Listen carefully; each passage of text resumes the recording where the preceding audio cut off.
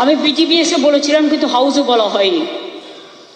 দেউচা, পাচামি, দেওয়ানগঞ্জ, হরিণ সিংহ ডিপিডিএইচ কোল ব্লকের জন্য consent based relief and rehabilitation package রাজ্য সরকার 2021-এর 16ই নভেম্বর তৈরি করে।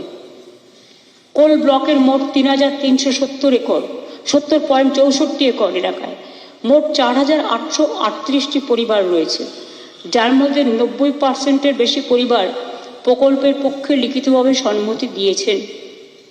প্রয়োজন অনুসারে এখনো পর্যন্ত রায়তদের কাছ থেকে মোট 406.84 একর জমি কেনা হয়েছে, যার জন্য প্রতি বিঘা জমির দাম 13 লক্ষ টাকা করে 158.41 কোটি টাকা দেওয়া হয়েছে।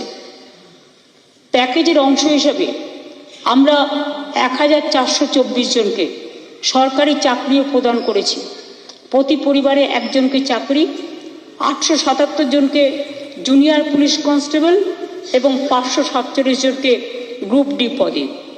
এছাড়াও প্রকল্পের জন্য জমি দিয়েছে, কিন্তু 18 বছর পূর্ণ হয়নি, তাই এরকম 65 জনকে 18 বছর বয়স না হওয়া পর্যন্ত যতক্ষণ সে চাকরি না পাচ্ছে তাকে মাসে 10,000 টাকা করে দেওয়া হয়। যখন তার 18 বছর হয়ে যাবে তখন সে চাকরিটা পেয়ে যাবে। এই রকমই অন্যান্য জায়গাতেও যারা জমি দেবে, আগামী দিন যাদের বাড়িঘরও যাবে, এগুলো মানে এমনি জমি, কৃষি জমি আছে কিছু, আমাদের নিজস্ব জমি আছে কিছু, তাদের প্রয়োজনে বাড়িও করে দেওয়া হবে। বাড়ি, স্কুল, কলেজ, রাস্তাঘাট, হাসপাতাল সবটাই গভর্নমেন্ট করে দেবে। আর এই প্রজেক্টটা হয়ে গেলে 100 বছর আমাদের পাওয়ারের কোনো ক্রাইসিস থাকবে না।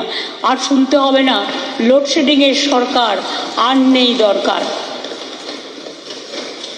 এবং পাওয়ারের দাম কমে যাবে, মনোপলিটা কমে যাবে।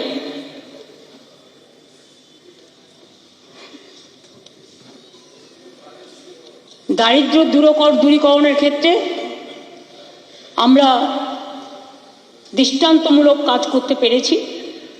2021 সাল পর্যন্ত 92 লক্ষ মানুষকে দারিদ্র্য সীমার উপরে তুলে আনা হয়েছে। এখন সেই সংখ্যাটি বেড়ে 1,72,00,000 হয়েছে। আপনারা কেউ কেউ সাঁওতালি টিচারদের জন্য বলেছেন, বিরোধী দল। হ্যাঁ, সাঁওতালি টিচার, প্যারা টিচার দেওয়া হয়েছে, তাদের রিক্রুটমেন্টের জন্য নোটিশও জারি করা হয়েছে। কিন্তু আমাদের কিছু বন্ধুবান্ধব যারা আমাদের পছন্দ করে না, তারা ওবিসি কেন রিজার্ভেশন পাবে সেইটা নিয়ে কোর্টে মামলা করে হাইকোর্ট থেকে স্টে করেছে। কেসটা এখন সুপ্রিম কোর্টে আছে, সেই জন্য সব রিক্রুটমেন্ট আটকে আছে।